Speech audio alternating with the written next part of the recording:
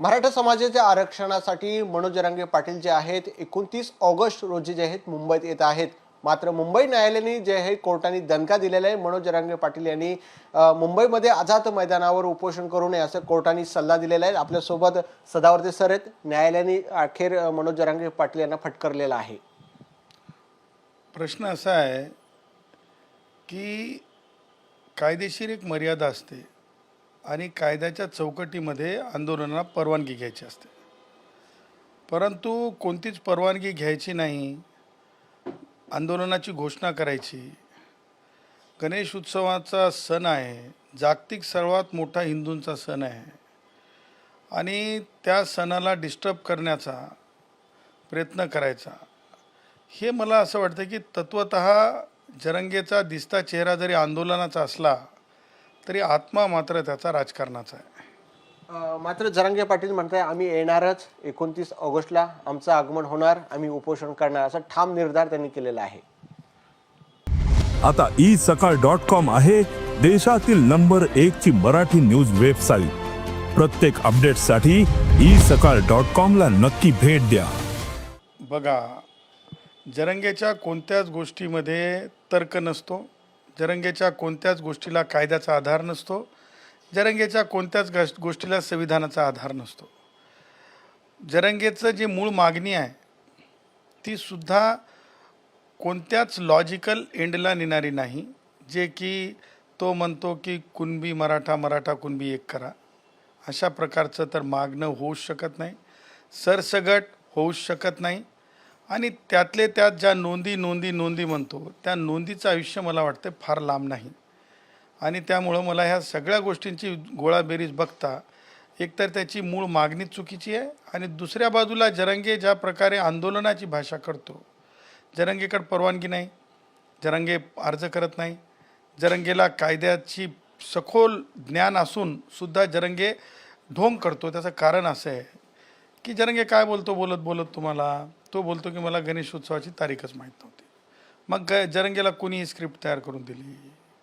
जरंगेचा मसिया कोण आहे? मग जर जरंगेचा सगळ्यात जवळीक साधणारे लवकर जाऊन भेटणारे कोण आहेत तर राष्ट्रवादी काँग्रेसचे वयोवृद्ध पुढारी शरद पवार आणि उद्धव।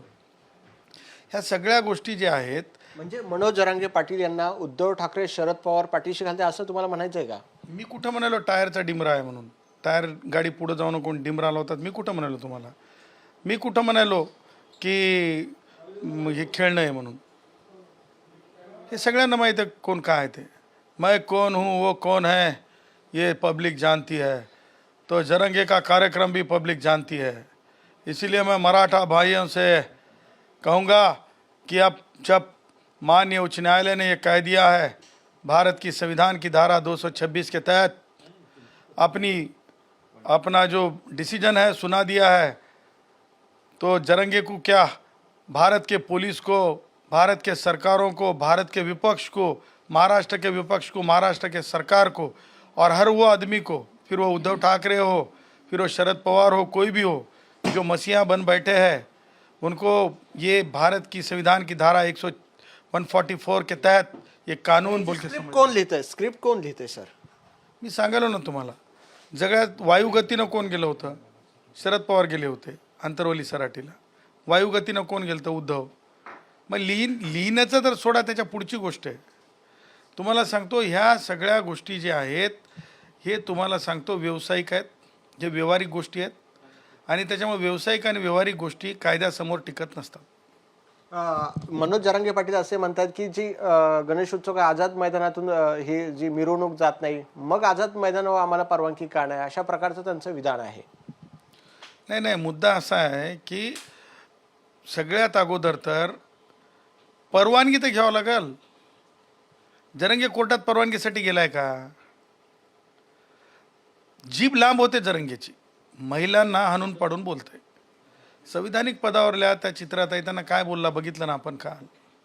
उद्धव ठाकरे त्या जरंगेचा निषेध करणार आहे की नाही? शरद पवार निषेध करणार आहे की नाही उद्धव ठाकरेचा, आपलं शरद पवार जरंगेचा? त्याच्यातून दिसतंय की यांचं आतड्यातलं राजकारण आहे।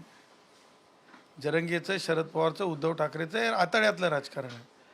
अरे कोणाच्या आई बहिणींपर्यंत चाललात तुम्ही? हां, एवढा जरंगेला माज कशाला पाहिजे? हां, कोणाच्या जीवावर उडतंय जरंगे?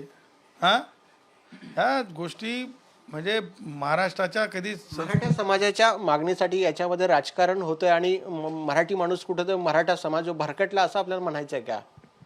मराठा समाजाच्या प्रतिष्ठातांना हे माहीत आहे की जरंगेची एकही मागणी मान्य होण्यासारखी नाही.